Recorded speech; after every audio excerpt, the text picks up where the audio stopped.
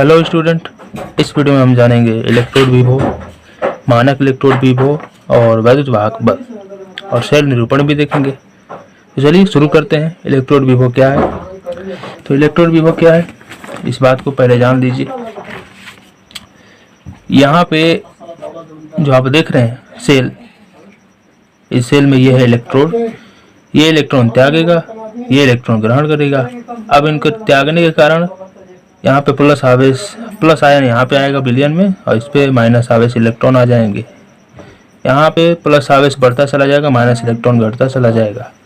तो ये इलेक्ट्रोड और विलयन के बीच विपरीत आवेश होते जा रहे हैं, बढ़ते जा रहे हैं। इधर माइनस, इधर प्लस, इधर माइनस, इधर प्लस, इधर प्लस, इधर माइनस। इस कारण से दोनों के बीच विपरीत आवेश के कारण एक आकर्षण, एक विभव उत्पन्न होगा। आकर्षण बल लगेगा जिसको विभव कहा जाता है। आवेश के बीच लगने वाले आकर्षण बल को ही तो विभव कहा जाता है। या यूं कहिए, आवेश यहाँ से यहाँ तक जा रहा है तो कुछ कार्य हो रहा है, तो उस कारण से भी विभव उत्पन्न होता है। तो इसी विभव को इलेक्ट्रोड विभव कहा जाता है। विभव आप पढ़े होंगे कि आवेश को एक बिंदु से दूसरे बिंदु तक ले जाने में किए गए कार्य को विभव या विभवांतर कहते हैं। तो यहाँ पे इस बात को हम लोग लिख लेते हैं। तो यहाँ पे हम लिखेंगे कि किसी इलेक्ट्रोड के इलेक्ट्रॉन त्यागने या ग्रहण करने की प्रवृत्ति के कारण इलेक्ट्रोड और विलयन के विपरीत आवेशित हो जाते हैं। इलेक्ट्रोड और विलयन विपरीत आवेशित हो जाते हैं, जिससे उनके बीच विभव उत्पन्न हो जाता है, जिसे इलेक्ट्रोड विभव कहते हैं। इलेक्ट्रोड विभव कहते हैं। यहाँ पे कहते हैं कर लीजिएगा, कहते हैं, गड़बड़ हो गया। ई से इसे सूचित किया जाता है। ठीक, तो ये यहाँ पे हम लोग जान लिए इलेक्ट्रोड विभव का परिभाषा। अब हम लोग, चूंकि इलेक्ट्रोड विभव में या तो इलेक्ट्रॉन त्यागा जाएगा इलेक्ट्रॉन के द्वारा या ग्रहण किया जाएगा, इस कारण से इलेक्ट्रोड विभव दो तरह का हो जाएगा।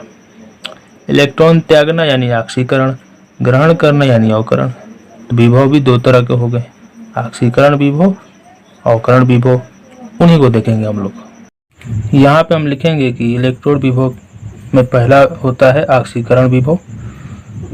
तो इसके लिए लिखेंगे इलेक्ट्रोड के इलेक्ट्रॉन त्यागने की प्रवृत्ति या आक्सीकृत होने की प्रवृत्ति। जो भी पदार्थ इलेक्ट्रॉन त्यागता है वो आक्सीकृत हो जाता है। ठीक, की प्रवृत्ति आक्सीकरण विभव कहलाता है। इसे ई ऑक्सीडेशन से सूचित किया जाता है।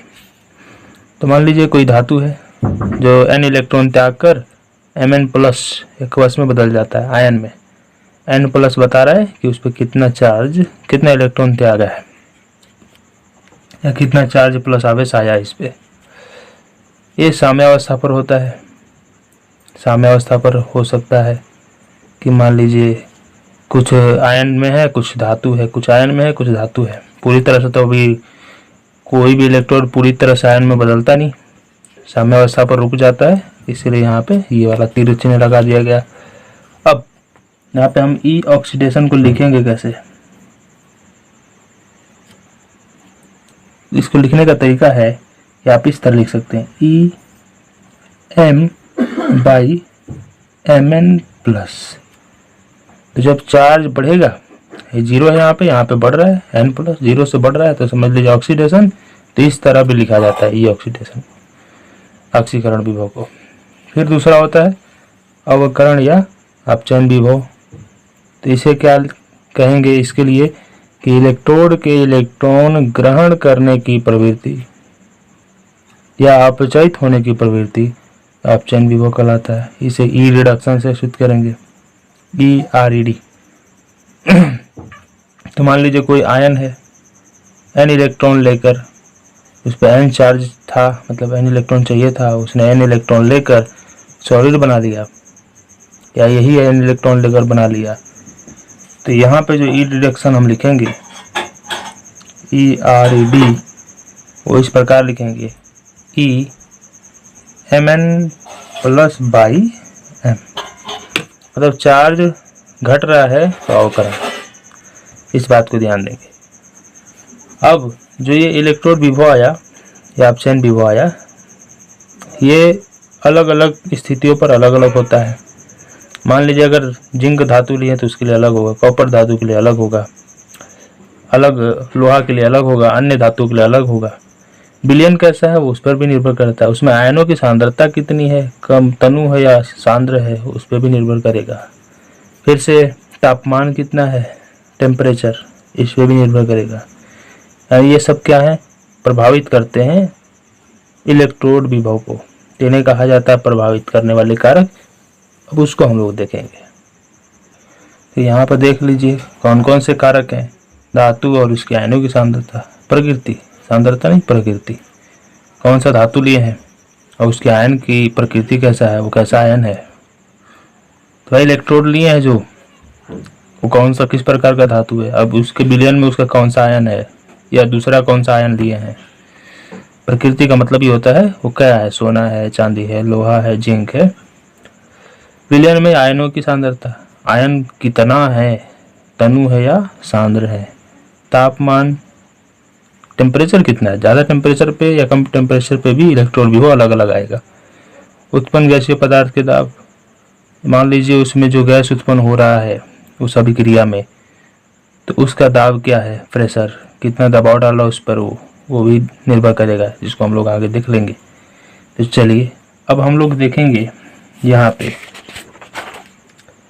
इलेक्ट्रोड विभव की मानक परिस्थितियाँ, यानी मानक इलेक्ट्रोड विभव के बारे में जानेंगे।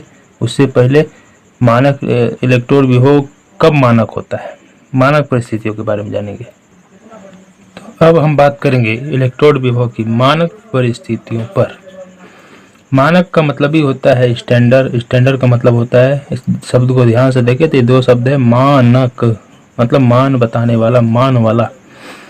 यानी अब जो इलेक्ट्रोड विभव है निश्चित मान की, हम इस तरह केवल व्यापक बता रहे थे कि इसे इलेक्ट्रोड विभव कहते हैं, ये होता है वो होता है, लेकिन ये नहीं बता रहे थे कि कितना इलेक्ट्रोड विभव। इलेक्ट्रोड विभव जब हम इलेक्ट्रोड विभव को संख्या रूप में दिखा देते हैं, हाँ, या इलेक्ट्रोड की सांद्रता कितना, इलेक्ट्रोड का कितना मात्रा लिया गया है, विलयन में कितना सांद्रता लिया गया है, जब उनका मान की बात करते हैं कितना लिया गया है, तो उसी को कहा जाता है मानक परिस्थितियाँ। तो जनरली जो मानक स्टैंडर्ड कंडीशन माना जाता है वो इलेक्ट्रोड विभव के लिए माना जाता है कि इलेक्ट्रोड विभव अभिक्रिया में जो भी भाग ले रहा है आयन, वो कितना होना चाहिए, 1 मोल प्रति लीटर होना चाहिए। 1 मोल प्रति लीटर मोलरता का सांद्रता है, मात्रक है, आप जानते होंगे। ज़्यादातर सामान्यतः पूरा केमिस्ट्री में आपको मोलरता ही मिलेगा, क्योंकि अच्छा सांद्रता व्यक्त करता है, इसलिए। तो 1 मोल प्रति लीटर यानी 1 लीटर में 1 मोल होना चाहिए। अगर गैस की बात हो तो उसके लिए 1 एटीएम होना चाहिए। टेम्परेचर की बात करें तो 298 केल्विन, 200 यानी 25 डिग्री पर होना चाहिए। इससे ना कम ना अधिक होना चाहिए, तभी मानक कंडीशन माना जाएगा। तो इस स्थिति में जो भी इलेक्ट्रोड विभव का मान आएगा मशीन से आप चेक करने पर, तो वो हो जाएगा मानक इलेक्ट्रोड विभव। गैल्वेनिक सेल का 1.1 वोल्ट होता है, जिसको मैंने पहले ही वीडियो में बता दिया है। तो अब हम लोग जान लेते हैं मानक इलेक्ट्रोड विभव क्या है।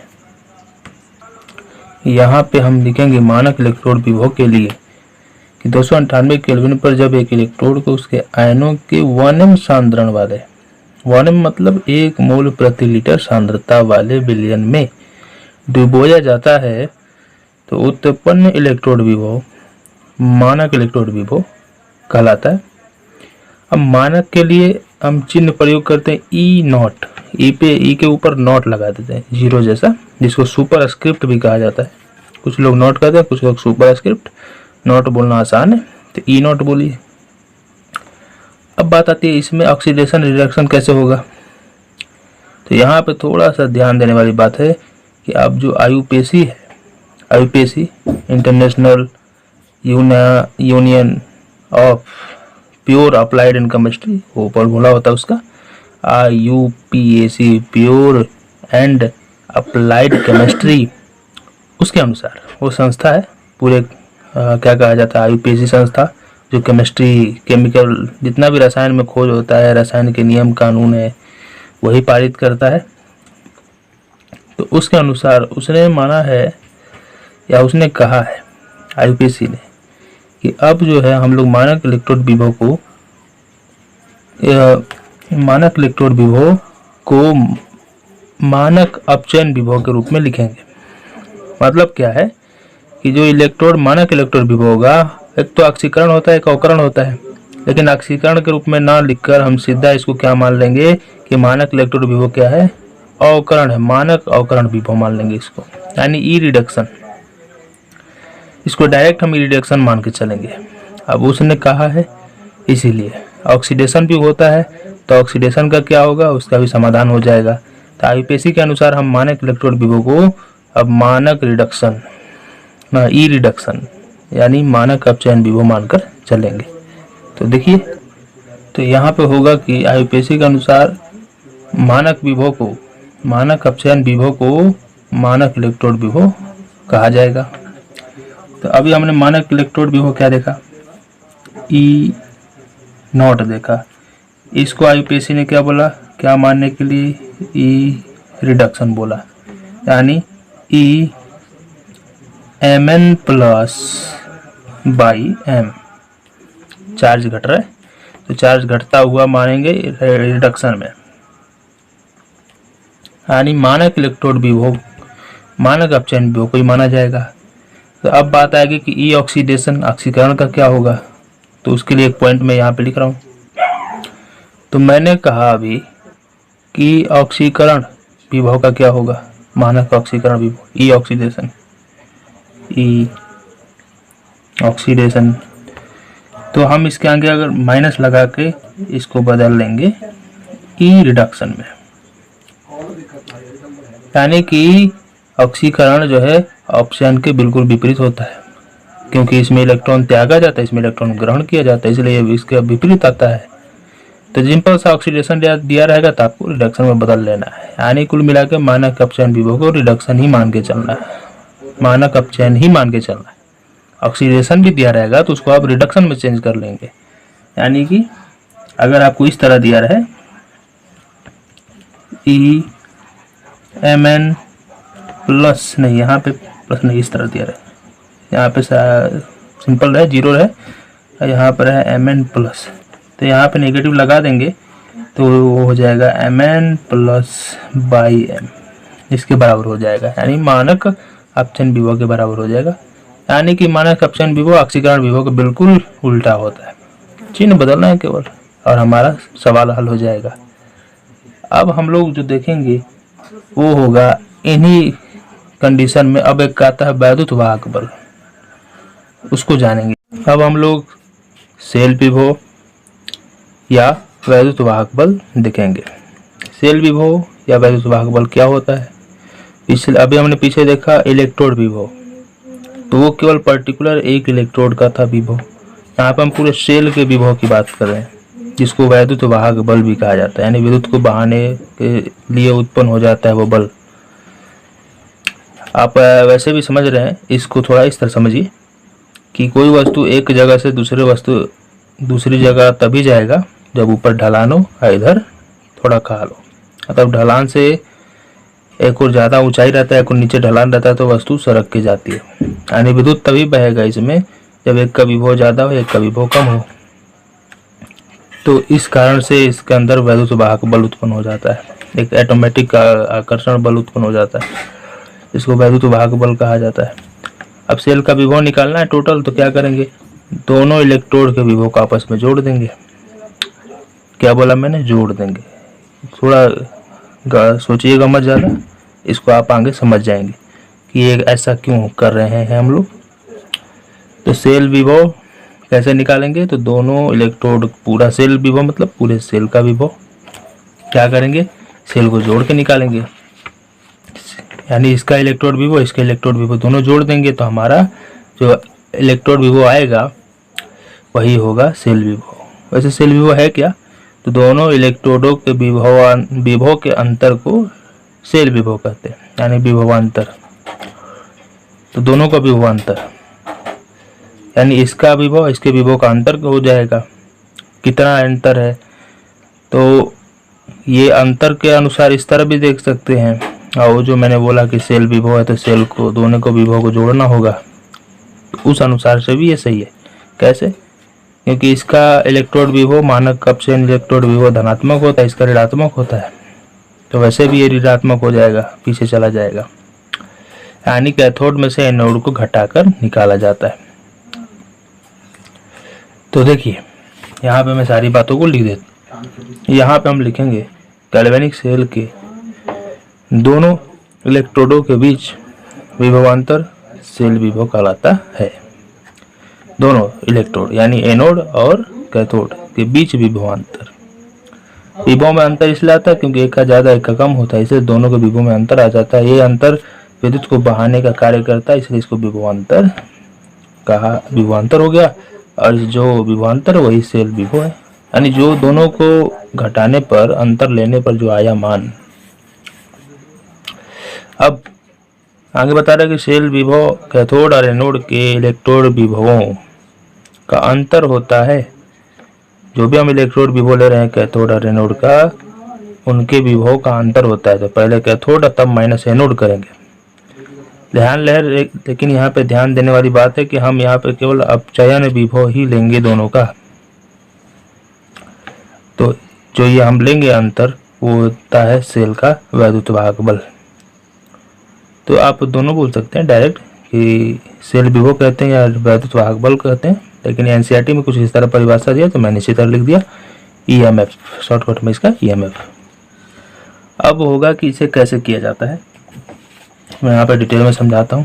मैं दोनों बात क्लियर करूँगा आपका। तो मान लीजिए ई सेल से सूचित किया जाता है सेल विभव को, और वैद्युत वाहक बल को ईएमएफ से सूचित किया जाता है। दोनों बराबर ही हैं, दोनों एक ही बात है। कैसे निकाला जाता है, तो कहा कि कैथोड का विभव और एनोड का विभव का अंतर के द्वारा निकाला जाता है। लेकिन मैंने कहा कि सेल का विभव निकालना है तो दोनों को इलेक्ट्रोड विभव को जोड़ दीजिए। चलिए जोड़ दिया जाए। तो ई कैथोड ई एनोड प्लस ई कैथोड कर देते हैं। दोनों के एनोड भी, दोनों के विभव को जोड़ देते हैं। लेकिन ध्यान दीजिए उसने क्या कहा आईयूपीएससी ने कि हमें मानक अपचयन विभव लेना है। अभी क्वेश्चन में मैंने लिखा ना अपचयन विभव लेना है। तो ये तो अपचयन विभव है, लेकिन इसका अपचयन विभव क्या होता है। तो आपने जाना कि इसका अपचयन करना है तो बस इसके आगे माइनस लगा दीजिए। एनोड वाला जो इस तरह है E M M N plus, इसको हमें मानक निकालना हो तो इसका तो क्या कर देंगे हम, माइनस लगा देंगे इसके आगे। तो क्या हमारा निकल जाएगा मानक E M N plus by M निकल आएगा।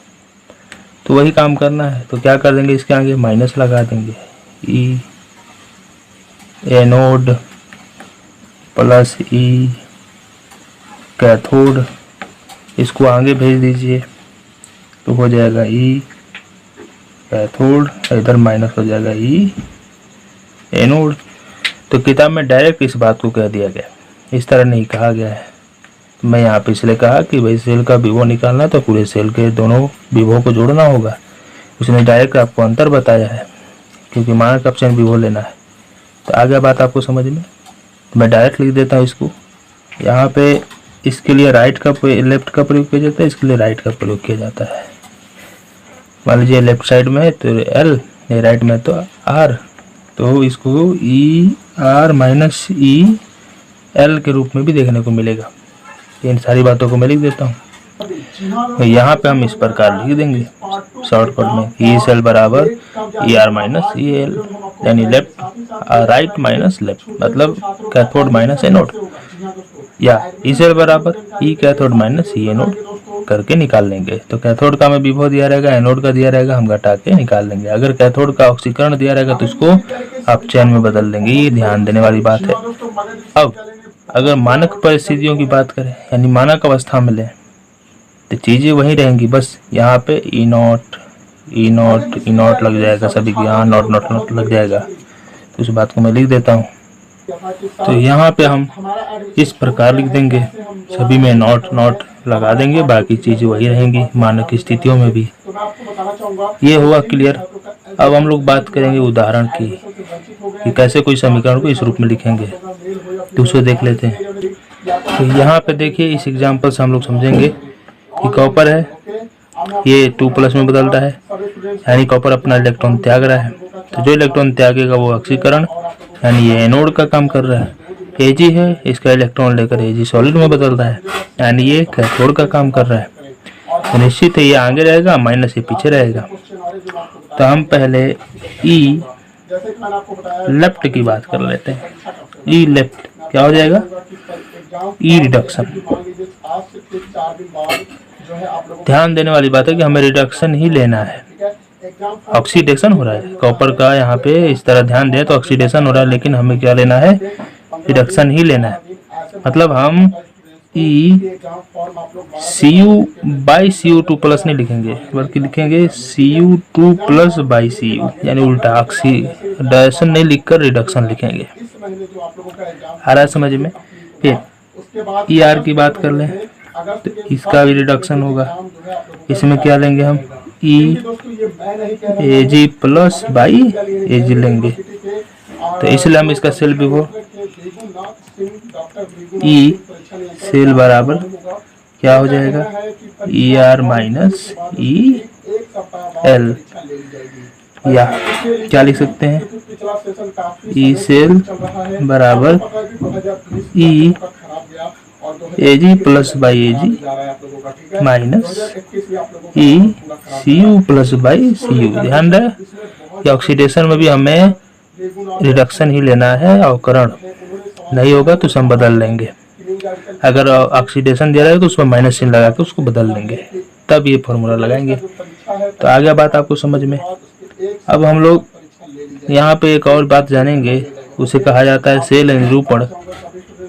कि इस सेल निरूपण के बारे में जानेंगे। उस सेल का शॉर्टकट है, मतलब सेल को बार बार बनाने में, चित्र बनाने में, समझाने में जगह दिक्कत होता है इस चीज़ को समझा पाने के लिए। तो इसलिए हम समीकरण को शॉर्टकट, ऐसा शॉर्टकट बनाएंगे जिसके चलते हम पूरे सेल का अंदाज़ा लगा सकें, सेल का कल्पना कर सके कि कौन सा एनोड है, कौन सा कैथोड है, कौन सा लवण सेतु है, कौन भाग इलेक्ट्रॉन के किसका त्याग हो रहा है, कहाँ ऑक्सीकरण हो रहा है, किधर अवकरण हो रहा है। इस बात को समझने के लिए एक शॉर्टकट प्रयोग किया जाता है जिसको कहा जाता है सेल निरूपण। उसी को हम लोग देखेंगे। यहाँ पे हम देखेंगे कि विद्युत रासायनिक सेल का सेल निरूपण कैसे किया जाता है। जैसे ये रासायनिक अभिक्रिया दे दिया है, तो हमें सबसे पहले क्या करना चाहिए निरूपण के लिए कि एनोड को बाईं तरफ और कैथोड को दाईं तरफ लिखा जाता है। तो हमें पता करना होगा कि इसमें एनोड कौन है। तो निश्चित है जिंक इलेक्ट्रॉन त्याग के Zn2+ बन रहा है, तो यही एनोड है। तो हम इसको इस तरफ बाईं ओर लिखेंगे। Zn सॉलिड है, किस में बदल रहा है? Zn2+ एक्वस में, और इसके बीच में हम इस तरह लगा देंगे, यानी Zn जो है Zn2+ में बदल रहा है। फिर क्या हम देख रहे हैं? अब फिर बाईं ओर क्या लिखते हैं? अवकरण, यानी कैथोड को लिखते हैं। कैथोड पे क्या हो रहा है कि इधर जो Cu2+ आयन है एक्वस फॉर्म में है, जलीय रूप में, और किस में बदल रहा है? Cu सॉलिड में। खड़ी पाई लगाकर ऊर्ध्वाधर पाई लगा देते हैं। अब चूंकि इन दोनों सेलों के बीच में लवण सेतु लगा रहता है, तो उसको दिखाने के लिए हम बीच में डबल पाई लगा देते हैं। ये लवण सेतु बताएगा कि नहीं लवण सेतु लगा इनके बीच में। तो देख सकते हैं, ध्यान से देखेंगे तो एक सेल की तरह ही है, एक डब्बा, नीचे डब्बा, इधर से लवण सेतु फंसा के रखा गया। विलयन में Zn+ है और उसमें खड़ा है Zn धातु, विलयन में Cu2+ है और उस पर खड़ा है कॉपर धातु का छड़। तो इस प्रकार सेल का निरूपण किया जाता है। जो भी एक्वस ले रहे हैं, जलीय ले रहे हैं, सॉलिड ले रहे हैं, गैस स्टेट ले रहे हैं, उसको बगल में कोष्ठ में लिख दिया जाता है। कोई भी टेम्परेचर हम ले रहे हैं, मान लीजिए कोई दाब लिया जा रहा है पास्कल में, या दाब में कोई भी मात्रक में लिया जा रहा है, तो इसको कॉमा करके यहीं पर कोष्ठ में ही लिख देंगे, सब यहीं पर लिख दिया जाता है। सांद्रता ले रहे हैं तो 1 m 2 ml 2 मोल प्रति लीटर 3 मोल जितना भी ले रहे हैं उसको भी कोष्ठ में इन्हीं के अंदर लिख देंगे। तो बात आप शायद समझ गए। ये था इतना सारा जानकारी। तो अब हम लोग अगले वीडियो में ये जो मानक इलेक्ट्रोड विभव है इसको मापा कैसे जाता है, इसको मापने के लिए सेल विभव को मापन के लिए आता है हाइड्रोजन इलेक्ट्रोड, उसको जानेंगे अगले वीडियो में, यानी सेल विभव का मापन देखेंगे। तो मिलते हैं अगले वीडियो में, तब तक के लिए धन्यवाद।